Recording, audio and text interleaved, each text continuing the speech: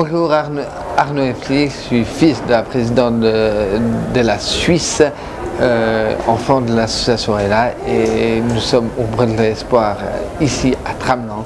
Et faites comme moi, écoutez Radio People. Bonjour Arnaud. Bonjour. Ça fait plaisir, tu as 20 ans. Oui. C'est un bel âge, 20 ans et tout.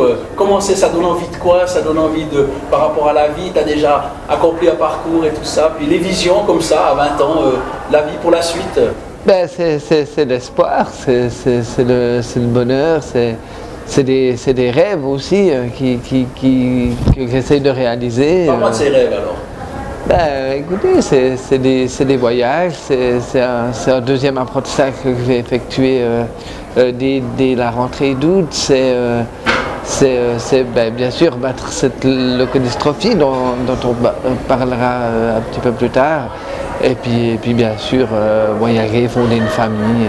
Voilà. Quand on a une maladie, quelle qu'elle soit, que ce soit une leucodystrophie ou d'autres maladies, je pense qu'on prend conscience de la valeur de la vie et de la valeur à laquelle on est aujourd'hui et qu'on doit...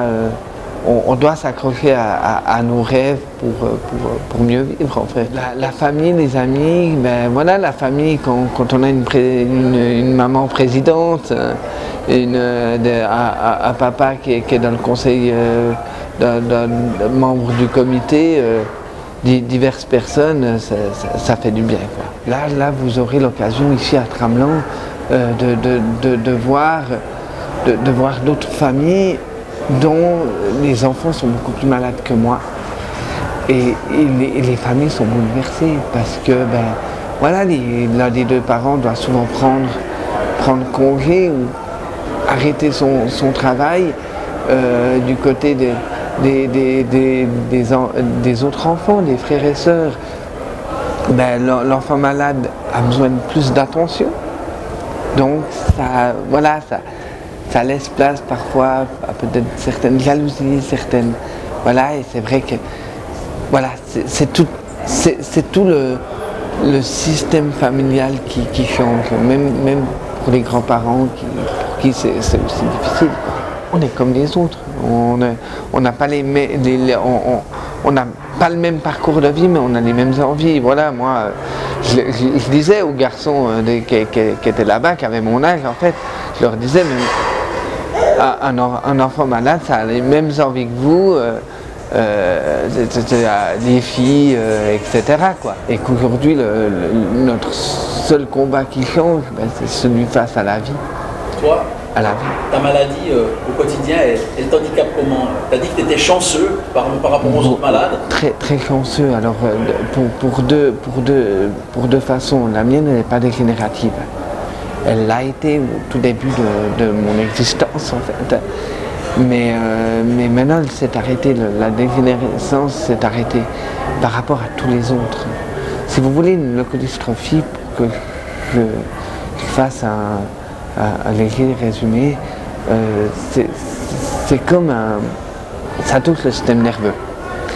Et plus précisément la myéline. La myéline, c'est comme vous prenez un câble électrique. Le plastique qu'il y a autour, ça représente la myéline. Chez une personne, en parenthèse normale, le câble est entier. Pour une personne atteinte de leucodystrophie, il y a comme tout plein de petits trous. Et le courant a plus de mal à passer. Et de plus en plus, ça enlève toutes les fonctions vitales du corps. Jusqu'à malheureusement, et dans la plupart des cas, la mort de l'enfant. Donc la plupart des familles aujourd'hui, elles savent que bientôt leur enfant va mourir parce que voilà, on a beau faire des grandes manifestations comme ça, on avance beaucoup dans la recherche grâce à des manifestations comme ça. Mais c'est pas demain qu'on va pouvoir, mais le combat, il est pour plus tard. Aujourd'hui, moi, l'espoir, c'est qu'un jour on dise aujourd'hui les leucodystrophies sont éradiquées. C'est 400 bénévoles, c'est des centaines et des centaines d'heures de travail pour le comité directeur, c'est des centaines d'heures de mise en place. Là, toute la semaine, ils ont été ici, ils ont mis en place tout le système. Donc voilà, c'est juste un très très grand bonheur de commencer cette journée ici au Mois de l'Espoir. Et cette